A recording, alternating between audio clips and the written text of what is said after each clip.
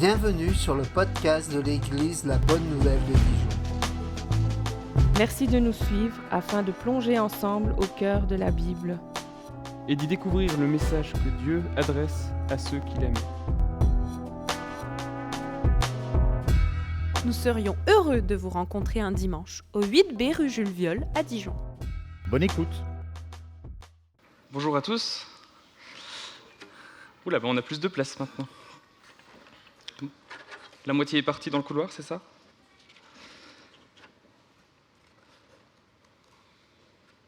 Voilà. Après un tel éloge des psaumes, je ne peux pas faire autrement que de prêcher sur un psaume. C'était pas prévu que... Mais avant, peut-être de commencer dans le vif du sujet, j'aimerais vous poser une question très simple. Est-ce que vous diriez que vous êtes quelqu'un de bien ? Non, souriez pas, faites-le vraiment. J'encourage simplement à prendre une minute pour vous poser vraiment la question, juste vous avec vous-même. Est-ce que vous diriez que vous êtes quelqu'un de bien ?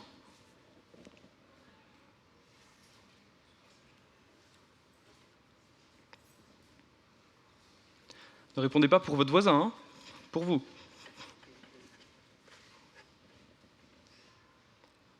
Pas si simple comme question. Bon, gardez ça en tête. Tout le monde a eu à peu près le temps de répondre ? Alors on est prêt. Ce matin, on va méditer une prière poétique, donc un psaume de l'Ancien Testament, sans doute écrit par David, comme beaucoup de psaumes. Et avant de commencer, je vous propose à nouveau de prier très courtement. Seigneur, si nous méditons maintenant ta parole, c'est pour placer nos vies sous ton regard. Parce que nous croyons que ta parole est vraie et agissante. Alors montre-nous comment prier et comment ce psaume peut nous rejoindre et nous aider à nous approcher plus de toi, nous aider à mieux te laisser agir, à mieux te laisser nous transformer, à mieux nous aider à ce que tu façonnes nos vies. Amen.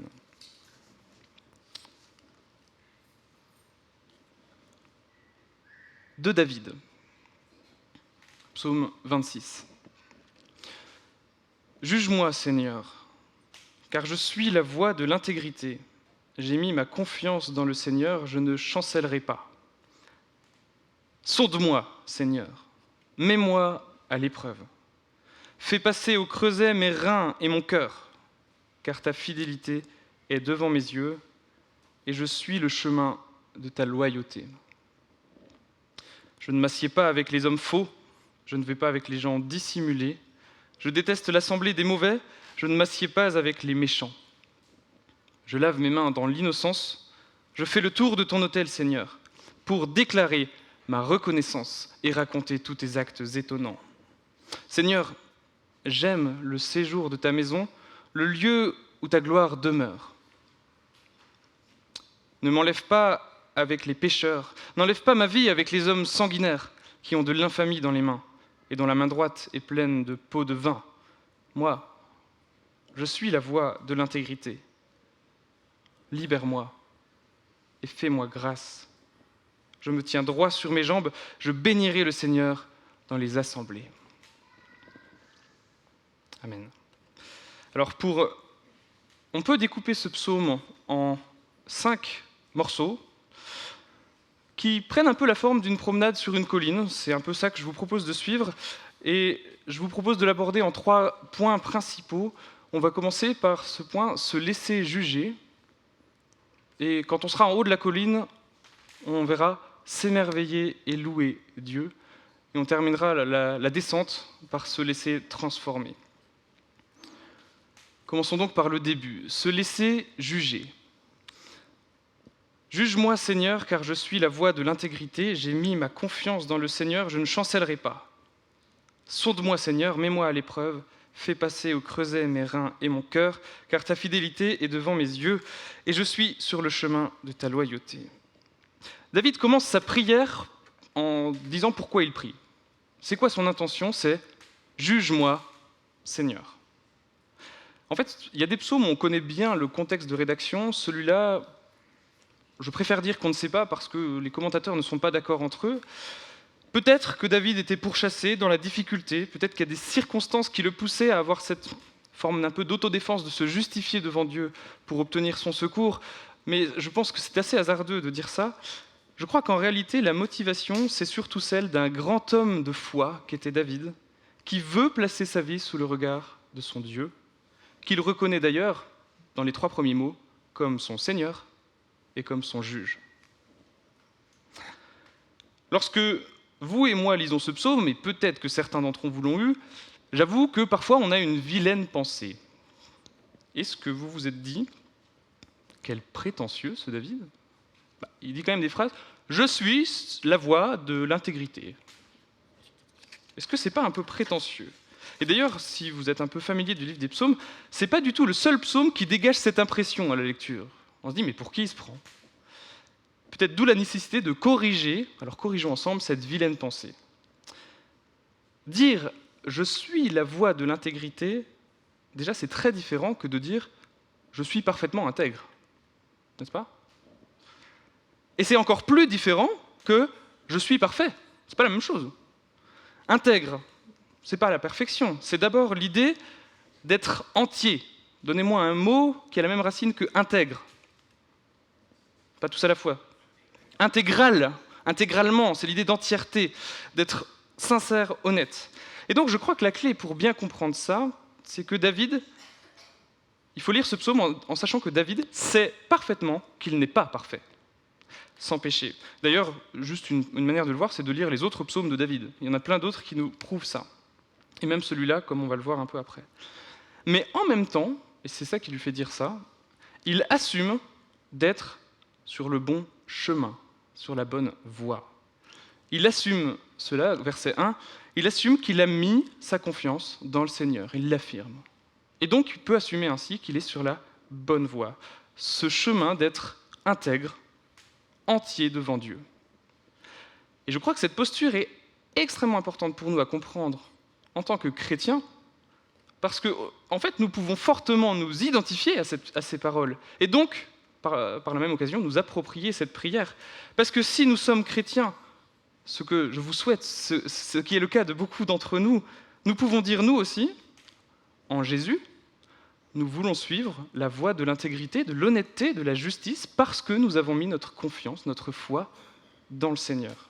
En disant ça, sommes-nous en train de dire que nous sommes parfaits ? Non ? D'ailleurs, c'est faux. Disons-le tout net, nous sommes là, ici, ce matin, un tas de gens imparfaits, tordus et cabossés. Voilà, c'est dit. Désolé pour vous, mais je m'intègre dedans. Par contre, nous réaffirmons notre identité, notre intention, suivre cette voie. Le Nouveau Testament va éclairer cette attitude de prière qui peut être la nôtre, avec les mots qui nous sont peut-être plus familiers, ceux du Nouveau Testament. Dans 1 Jean 1, versets 5 à 8, « Dieu est lumière, et il n'y a pas de ténèbres en lui.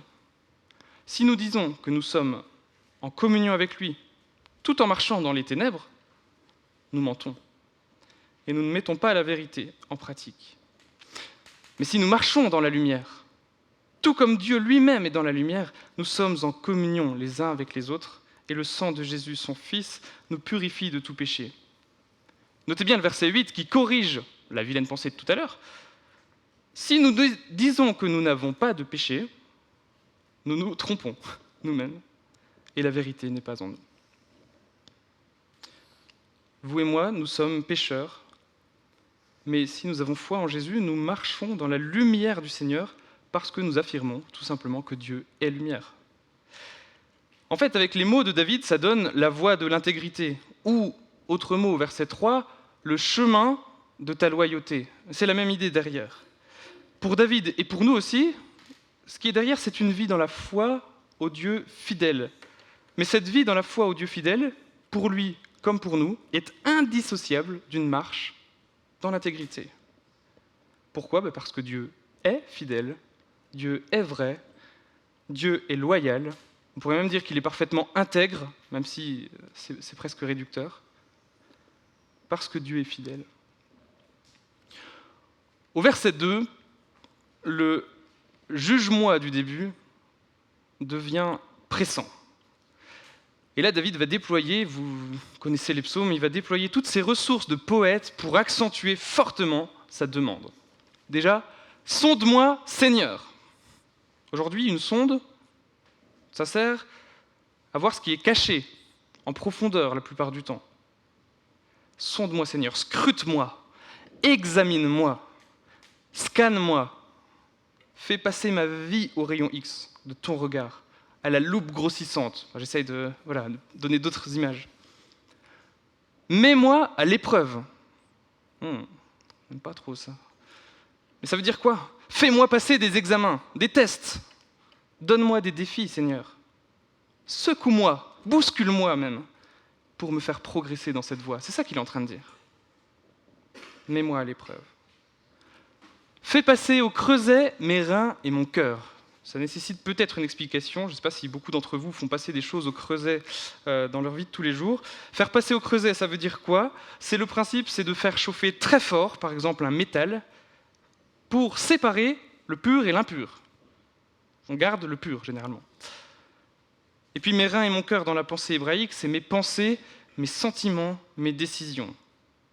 Donc l'idée, c'est quoi ? C'est que toutes mes pensées, mes décisions, tout mon être intérieur, on pourrait dire, tout ça soit purifié de tout ce qui ne doit pas y être. Quitte à ce que ça chauffe un peu, que ce soit un peu désagréable peut-être. Mais purifie-moi. Waouh ! Si on pense aux épisodes de jugement très sévères de Dieu dans l'Ancien Testament, on peut quand même admirer le courage de David de se mettre dans cette posture devant Dieu, non ? Alors la question qu'on peut se poser, c'est comment est-ce qu'il peut avoir ce courage de dire à Dieu, mais une telle transparence, parce que c'est bien le mot. Eh bien, en fait, on l'a déjà un peu relevé, parce qu'il a les yeux, verset 3, fixés sur la fidélité de Dieu. La Bible en français courant traduit la bonté de Dieu, c'est un mot difficile à traduire. Ta fidélité, ta bonté est devant mes yeux. David a vu cette fidélité et cette grâce d'ailleurs très concrètement. C'est peut-être des exemples qui vous viennent, j'en donne un, peut-être le plus connu, pour n'en donner qu'un. Pensez au triste sort de Goliath le Philistin. En fait, cet épisode illustre la fidélité de Dieu envers son peuple, par l'intermédiaire aussi de David, et que Dieu se joue des puissances mauvaises de ce monde. Mais c'est le même Dieu que David a vu à l'œuvre, où il peut dire « ta fidélité est devant mes yeux ». Mais ça, c'est pour David. Ma question, c'est pour nous. Avons-nous le courage de faire cette prière devant Dieu ? Osons-nous lui dire « sonde-moi, mets-moi à l'épreuve, fais passer au creuset mes pensées, ma vie ». Est-ce que nous avons ce courage ? Est-ce que c'est notre prière quotidienne ? Mais ce courage, est-ce que nous pouvons l'avoir ? Eh bien, je le dis, oui, bien sûr que oui. Pourquoi ? Nous pouvons et nous devons l'avoir, et nous avons même tellement plus de raisons que David d'oser dire ça à Dieu. Parce que sa grâce et sa fidélité ont été manifestées pour David de plusieurs manières. Mais nous, la grâce et la fidélité de Dieu ont été manifestées de manière éclatante en Jésus-Christ. Jésus-Christ s'est offert lui-même pour vaincre les puissances mauvaises de ce monde et nous prouver ultimement que oui, on peut faire cette prière parce que Dieu est plein de bonté à notre égard. Il s'est donné par amour. Oui, nous pouvons faire cette prière parce que Dieu nous aime d'un amour qui surpasse tout ce que nous pouvons imaginer. Bien sûr que nous pouvons. Oui, en regardant à Jésus, nous pouvons clairement affirmer « ta fidélité est devant nos yeux quand nous regardons Jésus ». Alors, je reprends la question du début. À la question « suis-je quelqu'un de bien ?» je ne sais pas comment vous y avez répondu, mais plutôt que d'y répondre avec nos critères, peut-être vous avez pensé aussi à ce que les gens disent de vous ou les critères du monde. Posons d'abord la question à Dieu. C'est ça qu'il fait, David. « Seigneur, est-ce que je suis quelqu'un de bien ?» Mais il le fait juste un peu plus fort. Osons dire « juge-moi, sonde-moi, Seigneur ». Nous n'avons rien à craindre en faisant cela, mais tout à y gagner, car Dieu est bon, il est mort par amour pour nous. en Jésus. Pourtant, dans les versets suivants, on a un peu l'impression que David essaye de répondre lui-même à la question « Suis-je quelqu'un de bien ?»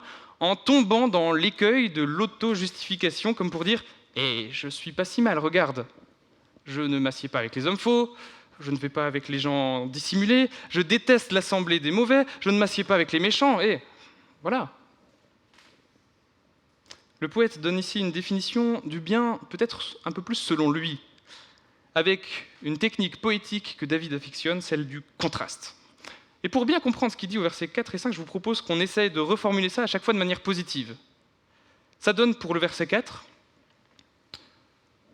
dans mes relations avec les autres, j'essaye d'être vrai. Je cherche la vérité, la transparence, l'authenticité, l'honnêteté. Je ne fais pas les choses dans le dos. Je ne dis rien en cachette. Pour le verset 5, ça pourrait donner « Je fréquente ceux qui font le bien. J'aime la compagnie, j'aime ceux qui pratiquent la justice. »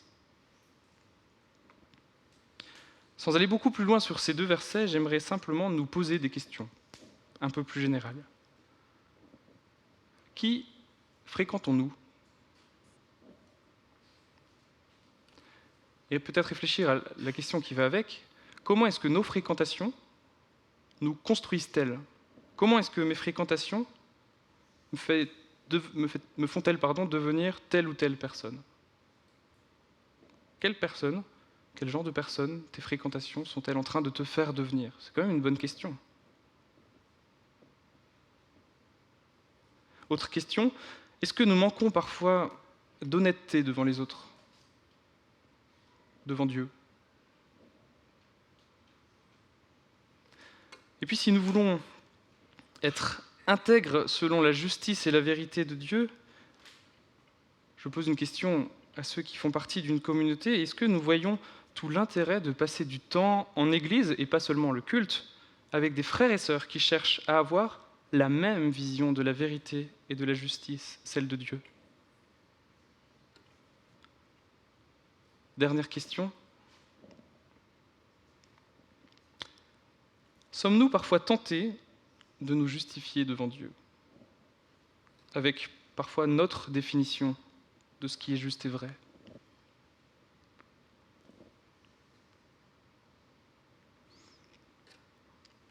Oui, laissons-nous juger, sonder par Dieu. Ayons le courage, j'ai envie de dire, de placer chaque centimètre, chaque millimètre carré de notre vie sous son regard.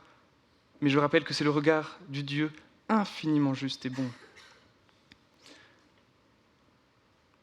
Alors on va avancer et monter un peu sur la petite colline. On arrive au sommet du psaume, et je crois que s'il y avait un accompagnement musical quand on lit ce psaume, c'était d'ailleurs sans doute le cas, j'imagine que soudain ça devient des accords plus lumineux, plus intenses, peut-être une rythmique différente. Je lave mes mains dans l'innocence, je fais le tour de ton autel, Seigneur, pour déclarer ma reconnaissance et raconter tous tes actes étonnants. Seigneur, j'aime le séjour de ta maison, le lieu où ta gloire demeure. Dans ces 3 versets, David revient à la source de toute chose. Au début, c'était un peu plombant, on va être honnête, c'était une grande introspection. Là, il revient à ce pourquoi il a besoin d'être scruté par Dieu. Il sait que la joie, elle est dans la communion avec le Seigneur, et ces versets ne disent pas autre chose qu'il désire s'approcher de lui et s'émerveiller en sa présence. Assez en lien avec ce que Ken nous a partagé au début de ce culte.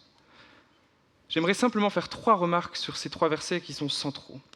La première, c'est que, oui, parce qu'il nous fait grâce, bien sûr, nous pouvons nous approcher de lui. Le verset 6 mérite un éclaircissement, et peut-être encore une fois l'idée qu'il dit « Je lave mes mains dans l'innocence », pour qui il se prend ? Non, il n'est pas en train de dire qu'il est sans péché. Une bonne manière, c'est de lire le psaume 32, que certains voient d'ailleurs comme un psaume un peu parallèle dans une structure de 5 ou 6 psaumes, le psaume 32 qui pourrait être lu assez en lien avec le psaume 26. J'en lis un extrait. « Heureux celui que Dieu décharge de sa faute et qui est pardonné du mal qu'il a commis. Heureux l'homme que le Seigneur ne traite pas en coupable et qui est exempt de toute mauvaise foi. Tant que je ne reconnaissais pas ma faute, mes dernières forces s'épuisaient en plaintes quotidiennes. Car de jour et de nuit, Seigneur, tes coups pleuvaient sur moi, et j'étais épuisé comme une plante au plus chaud de l'été. On ne peut pas faire une image plus parlante pour vous ce matin. Mais je t'ai avoué ma faute. Je ne t'ai pas caché mes torts.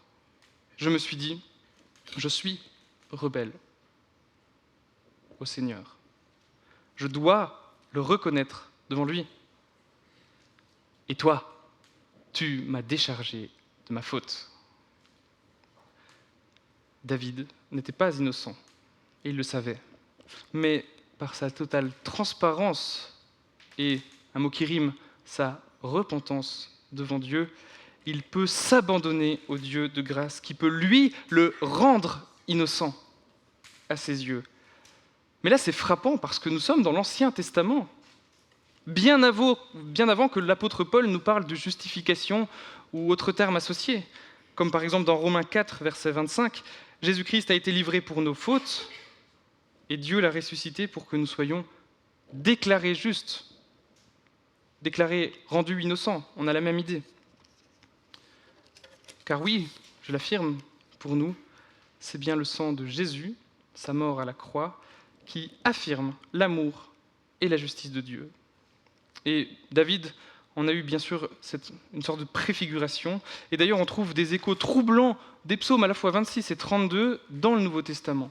Je vous laisse en juger avec cet autre extrait de l'Épître de Jean que j'ai déjà cité. Mais si nous marchons dans la lumière, tout comme Dieu lui-même est dans la lumière, nous sommes en communion les uns avec les autres et le sang de Jésus, son Fils, nous purifie de tout péché. Si nous disons que nous n'avons pas de péché, nous nous trompons nous-mêmes et la vérité n'est pas en nous. Si nous reconnaissons nos péchés, il est fidèle et juste, deux mots qu'on retrouvait dans le psaume, pour nous les pardonner et pour nous purifier de tout mal.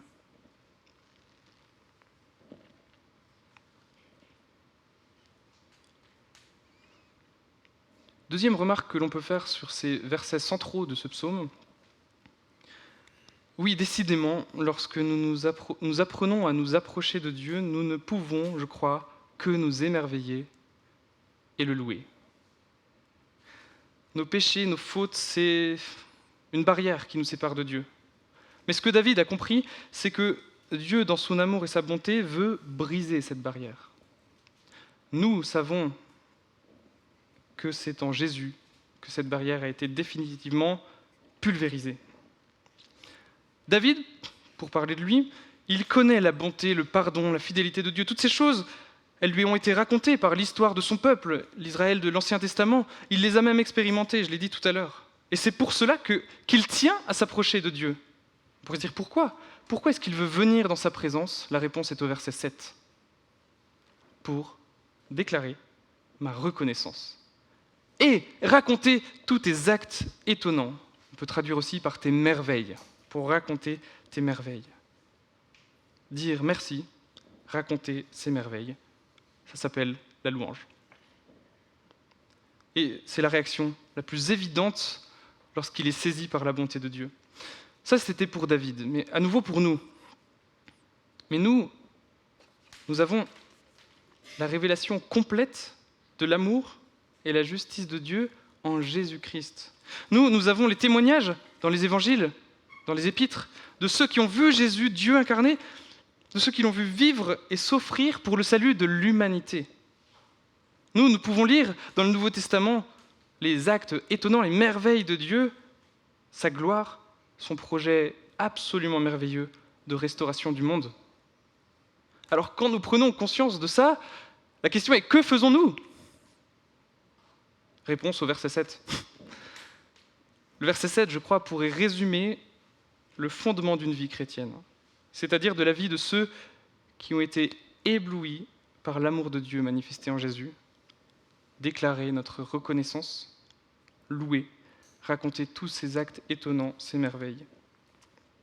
Et j'oserais dire, je vais même un peu plus loin, que cela englobe finalement toute la vie de l'Église. Une vie d'Église est fondée sur cette déclaration de reconnaissance, mais pas juste avec des mots, avec toute notre vie, avec notre réponse aux enseignements de Jésus, et toute la mission de l'Église. Quelle est la mission de l'Église, ou plutôt la mission de Dieu à travers l'Église? C'est de raconter tous ces actes étonnants. Nos vies, dans la foi, sont appelées donc à se fonder sur ces deux affirmations. Mais il manque un aspect important qui arrive. C'est ma troisième remarque. Nous pouvons encore nous émerveiller d'autre chose, c'est de la manière dont Dieu se fait présent à nous. Le verset 8 est marqué par cet aspect de la présence de Dieu. « Seigneur, j'aime le séjour de ta maison », on peut traduire aussi « la maison où tu habites, où tu demeures, et le lieu où ta gloire demeure ». Quand David dit qu'il aime le lieu où le Seigneur habite, où sa gloire demeure, lui, il entend le lieu de la présence de Dieu, qui était l'attente de la rencontre à l'époque. David aime se tenir en présence de son merveilleux Seigneur. Et je crois qu'après tout ce qu'on vient de dire, on comprend largement pourquoi. Mais ce qui devrait nous émerveiller encore, c'est qu'aujourd'hui, le Seigneur n'habite plus dans un lieu spécifique et dédié. Jean 1, verset 14, et la parole, avec un P majuscule, s'est faite homme.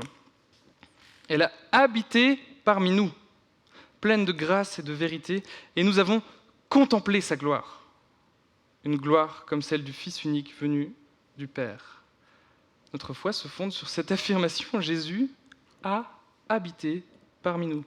Dieu est venu habiter parmi les humains en Jésus. Puis Jésus, avant de repartir auprès du Père, il a dit quelque chose à ses disciples.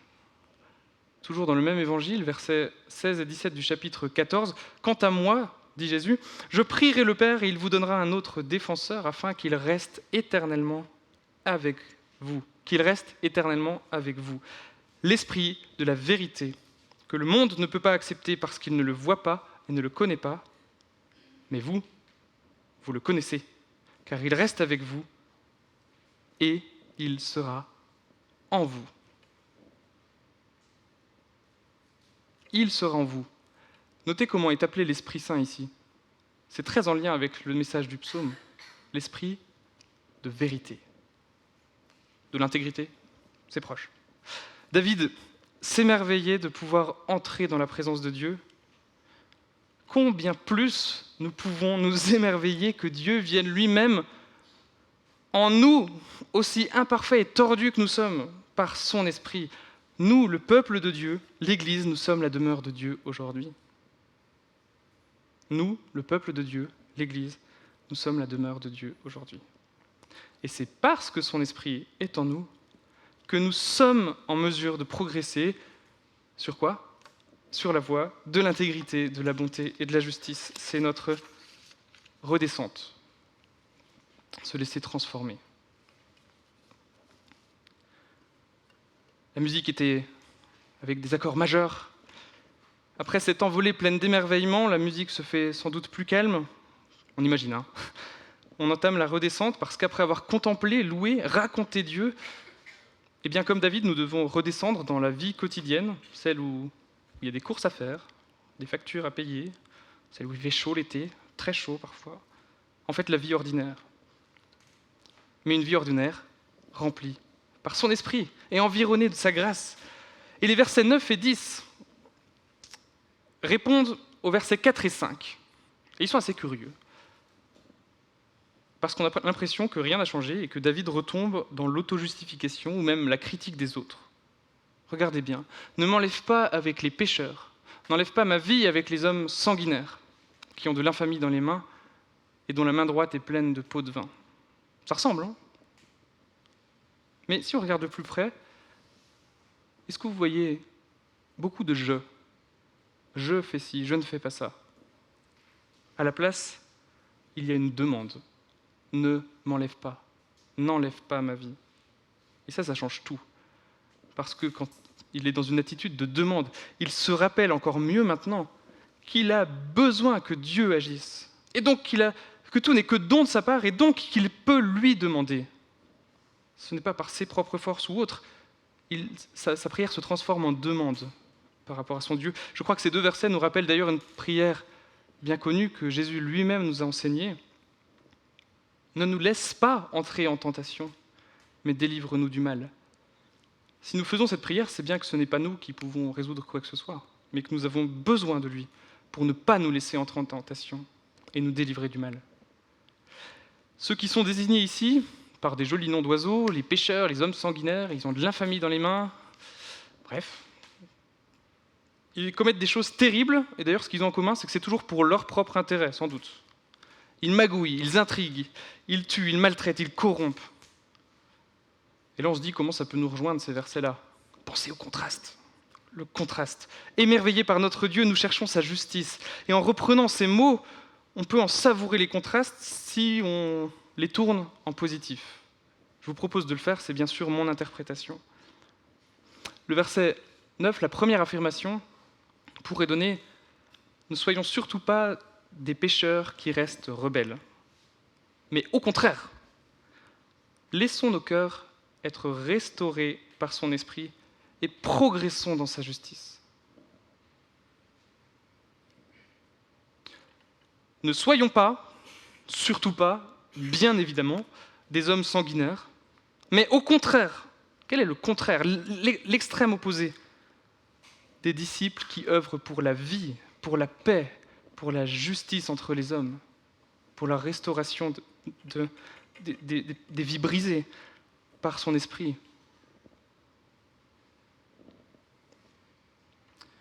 Troisième affirmation, eh bien oui, condamnons l'infamie, le mal, l'horreur, les abus, etc. Condamnons cela et prenons exemple sur Jésus.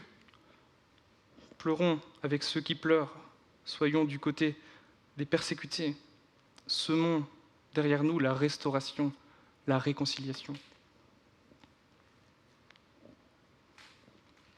Et puis disons non à la corruption ou à la manipulation. Cela n'a pas sa place non plus. Mais à la place, quel est l'exact inverse? Donnons, partageons.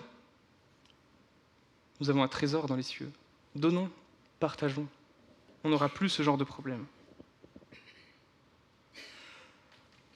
Nous arrivons à la fin du psaume, versets 11 et 12. « Moi, je suis la voie de l'intégrité. Libère-moi et fais-moi grâce. Je me tiens droit sur mes jambes. Je bénirai le Seigneur dans les assemblées. » Il y a une répétition de l'affirmation du verset 1. À nouveau, ça se répond.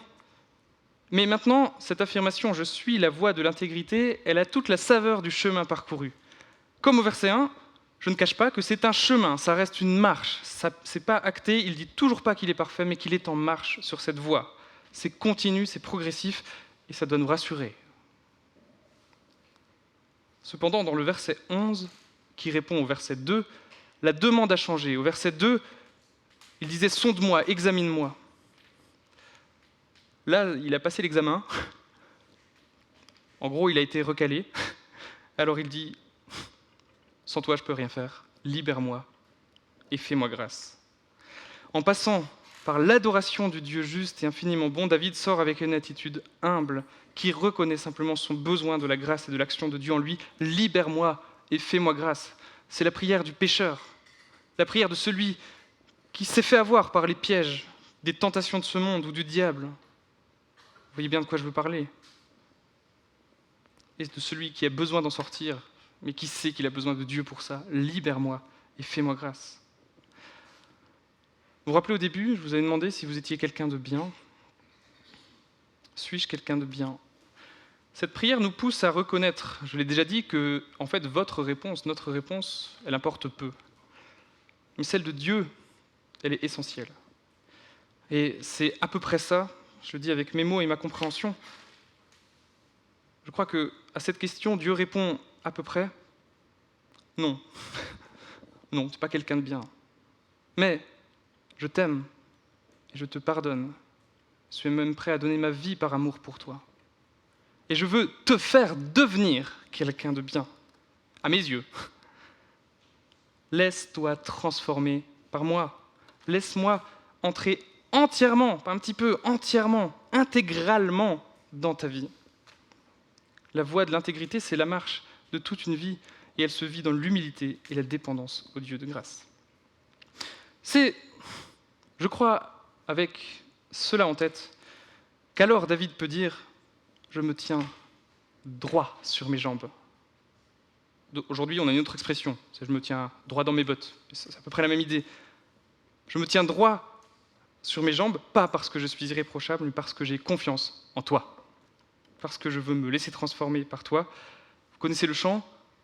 Nous tenons debout. C'est quoi le En Jésus, nous tenons debout. Il y a peut-être d'autres chants. Mais en Jésus, nous tenons debout. Et cette prière, qui était toute individuelle, se termine par une louange collective. Je bénirai le Seigneur dans les assemblées, collectives avec tous ceux engagés dans la même marche, dans la même vie de foi. Est-ce que ça ne donne pas envie de le faire ensemble, honnêtement ?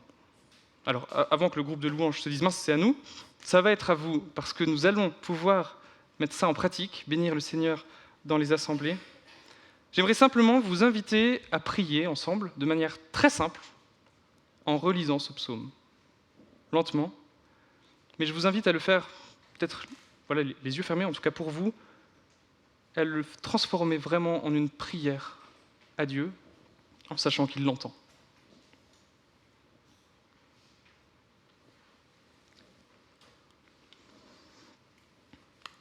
Psaume 26 de David. Juge-moi, Seigneur, car je suis la voie de l'intégrité. J'ai mis ma confiance dans le Seigneur, je ne chancellerai pas. Sonde-moi, Seigneur. Mets-moi à l'épreuve. Fais passer au creuset mes reins et mon cœur, car ta fidélité est devant mes yeux, et je suis le chemin de ta loyauté. Je ne m'assieds pas avec les hommes faux, je ne vais pas avec les gens dissimulés, je déteste l'assemblée des mauvais, je ne m'assieds pas avec les méchants. Je lave mes mains dans l'innocence, je fais le tour de ton autel, Seigneur, pour déclarer ma reconnaissance et raconter tous tes actes étonnants. Seigneur, j'aime le séjour de ta maison, le lieu où ta gloire demeure. Ne m'enlève pas avec les pécheurs, n'enlève pas ma vie avec les hommes sanguinaires qui ont de l'infamie dans les mains et dont la main droite est pleine de pots de vin. Moi, je suis la voie de l'intégrité. Libère-moi et fais-moi grâce. Je me tiens droit sur mes jambes. Je bénirai le Seigneur dans les assemblées. Amen.